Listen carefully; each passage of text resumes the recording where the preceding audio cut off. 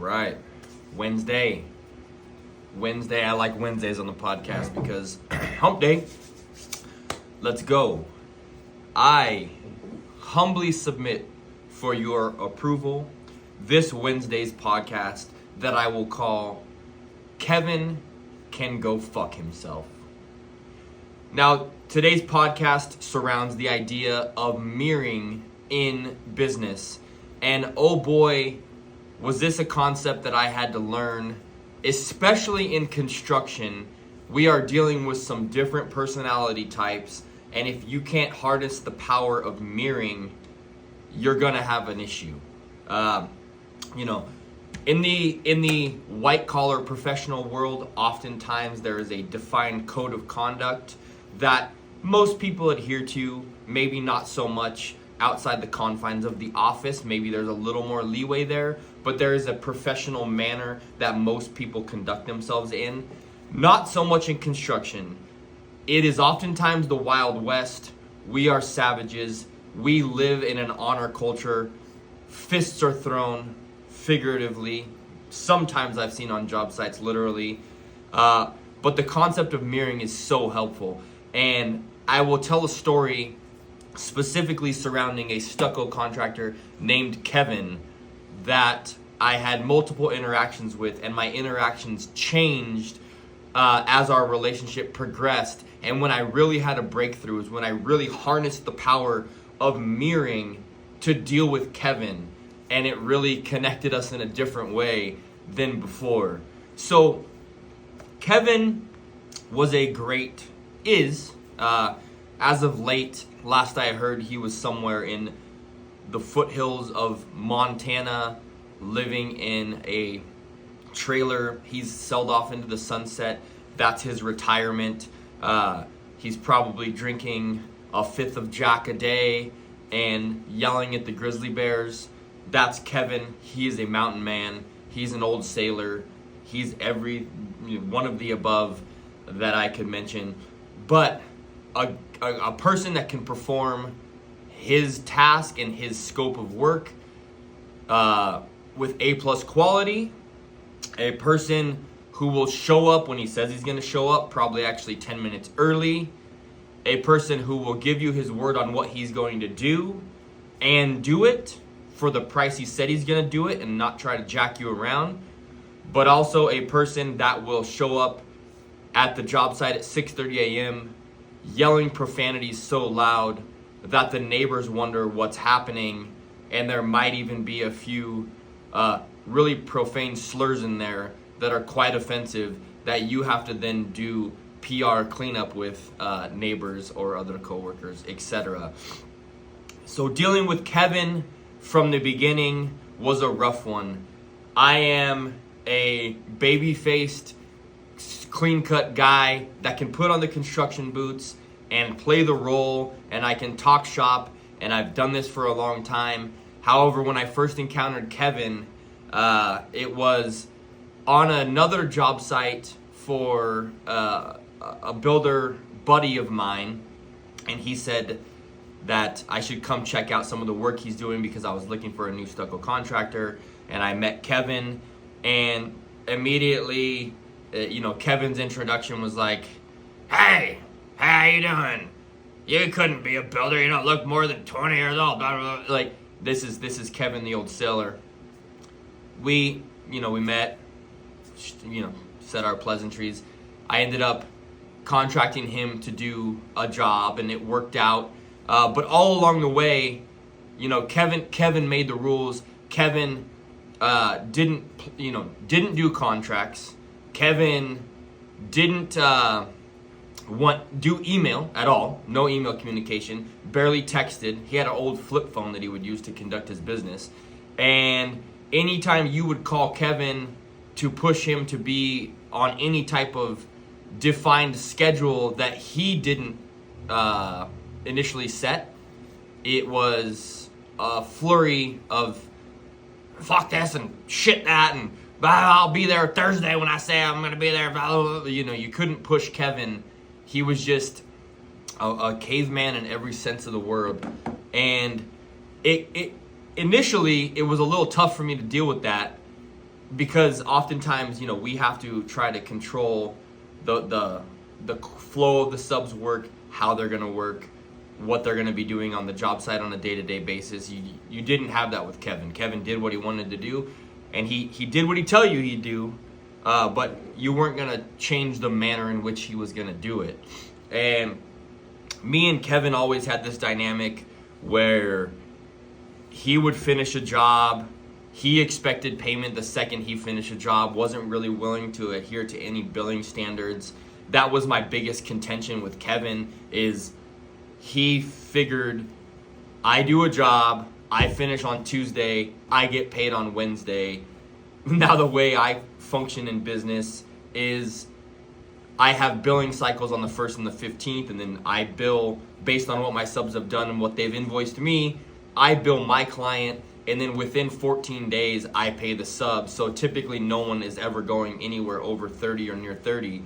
But that really didn't work for Kevin, and that was a huge rub. And oftentimes it would lead to him cursing me out on the phone and not going or showing up to another job until he got paid. And it really caused an issue because I'm running multiple jobs, and he was my main stucco guy because of the quality of his work. But he wanted to dictate the terms of his payment. And it was always me trying to logically explain to Kevin why I can't pay him the next day. I'm not my client's bankroll. I am the intermediary between him and the client, essentially, as the general contractor. So when he bills me, I then turn around and on my billing cycle bill the client, and then when the client pays me, I pay him. This is how the world works of construction for everybody. If a general contractor was the bankroll, you'd have to have millions to fund everybody's project and then hope that every client pays on time so your cash flow isn't just decimated. Kevin never understood this when I tried to explain that to him in a polite and concise, logical manner. Kevin would always just say, "Fuck that, I did the work, pay me." That's Kevin. That's Kevin the Mountain Man. So we went about this relationship for probably a few years until I decided this relationship has to be dealt with in a different way. And I'm pretty good about dealing with people, noticing their subtleties, and trying to employ, some sense of mirroring and empathy and connect with them. It was hard for me to connect with Kevin because my general nature is not to be an old sailor myself. I'm a pretty level-headed, logical, want to get along with everyone kind of guy. But I decided one day, in the midst of Kevin needing to be on a job that I had started, I couldn't wait for the BS of him going through his mental gymnastics of I didn't get paid and I need to get paid before I move to the next job because I'm Kevin, and I'm Kevin the Mountain Man Diva that needs to be paid in a different manner than every other sub on the planet. So I decided I was going to deal with it head on. And when we had a conversation that day, I took a deep breath before I talked to Kevin and embodied the spirit of Kevin and tried to really employ the mirroring technique. So when I called Kevin and said, "Hey, I need you to be on job A on Thursday because I have a schedule I need to keep to, and I need the house papered and lath for inspection," knowing what Kevin was going to give me, "Well, motherfucker, you better pay me, and then I'll get over there and start that job." But even though he was only 8 days out from finishing the last job, I embody spirit of Kevin as if I was spirit of eagle. I approached Kevin in the way Kevin approached me. I said, "Hey, listen, I'm tired of your shit.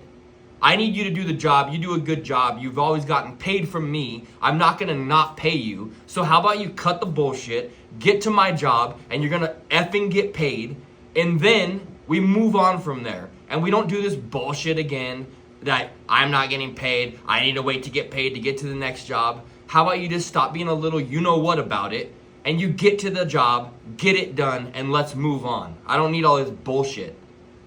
And magically, Kevin's demeanor really changed.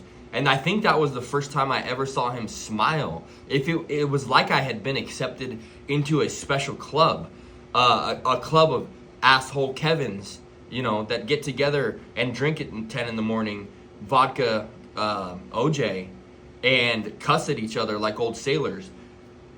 That one conversation changed the whole dynamic between me and Kevin moving forward, where there was almost like this smirking, like happy acceptance of the way I was dealing with him, and like this newfound respect from Kevin to me of, whoa, this is now how Ken deals with things. And we had a different relationship from that one conversation moving forward, and it really embodied the power of mirroring. And so I started thinking about this. I jotted a few things down as I live sticky note life. Why does mirroring work? And why is it important in dealing with people, especially in the construction trades, who are oftentimes a little rougher around the edges, and can cause a lot of headbutting?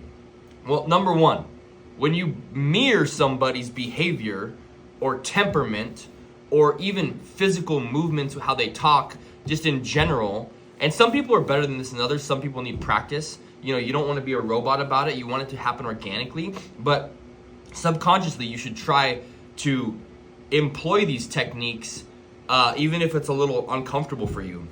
When you mirror someone's body language and their speech patterns, it connects and builds rapport.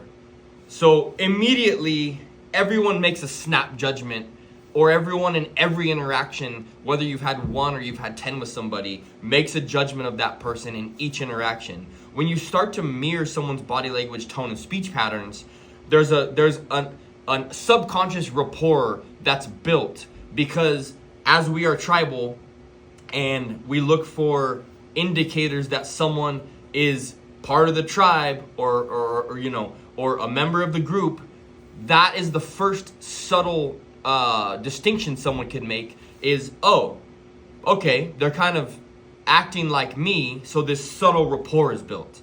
That's kind of the first stage of mirroring. Then, number two, if in my instance of Kevin, the way Kevin communicates is cuss words, to the point, very curt, A, B, C, not A, gray area, D, gray area, H. It is clear and concise in his own way, typically with a lot of F-bombs thrown in. So when I formulate my communication speech patterns to match him, number two is I'm enhancing communication. So I reflect the other person's gestures and expressions, and in turn what I get is their version of communication embodied in what I'm trying to tell them, and they understand that. When Kevin tells me, hey, mother effer, this, that, the other, blah, blah, blah, and I say, hey, Kevin, let me talk to you about why we need to do it this way instead of, and I'm talking in a completely different manner. To him, that could be like I'm talking Mandarin and he's talking English, because his English is old sailor, gruff pirate.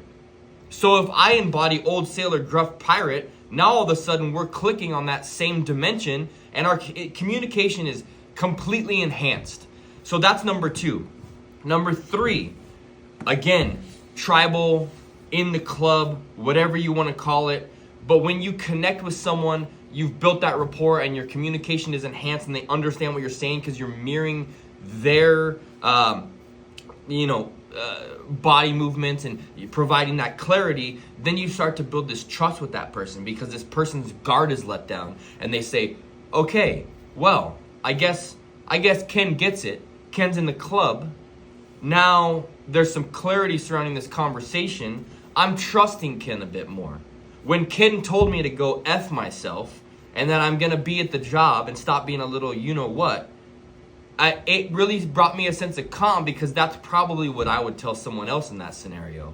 So I'm trusting that Ken is one of the guys. Ken's one of me. Like, he gets it. And I can trust him moving forward. Like, mirroring is a powerful tool. it facilitates that relationship in business and personal. And it also, number 4, like, it gives a sense of empathy surrounding what the person's telling you, because it's when you step into someone else's shoes, and in this case, you're stepping into the shoes of their form of communication. You start to kind of subtly realize the angle or the what am I trying to say? Like, it just you just start to connect on a different level, and in connecting on a different level, because you've kind of embodied their tone, you can be more empathetic to their message, and in turn, they're more empathetic to the message you're giving them. So it's a really powerful tool in building trust and fostering empathy when you can mirror someone properly. And lastly, now that you have all those on the table, you've built that rapport, you have enhanced communication, you've fostered this trust, and you have this empathetic tone and manner in the way you're dealing with a person, then you could bring that all together and utilize that in a way to subtly persuade in negotiations, or in whatever it may be you're dealing with in business. Persuade them to be more receptive to your ideas and proposals, because you've checked these boxes.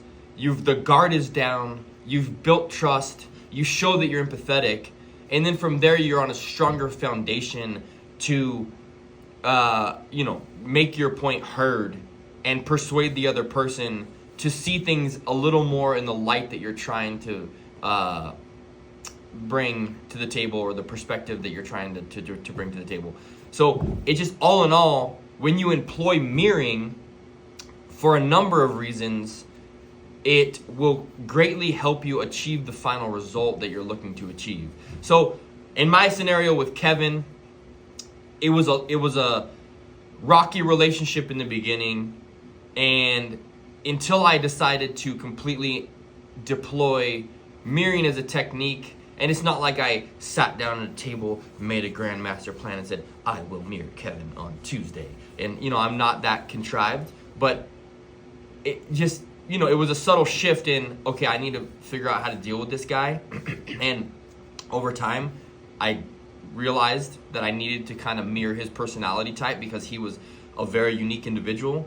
And when I decided to do that and actually went for it, the relationship completely changed. So using those, that idea of mirroring, and knowing the 5 points that it builds rapport, it enhances communication, it fosters trust, it promotes empathy, and it influences inevitably your persuasion techniques in negotiation, and if you're giving a proposal to someone else. Like, mirroring is a very powerful tool. So keep that in mind. Happy Wednesday, everybody.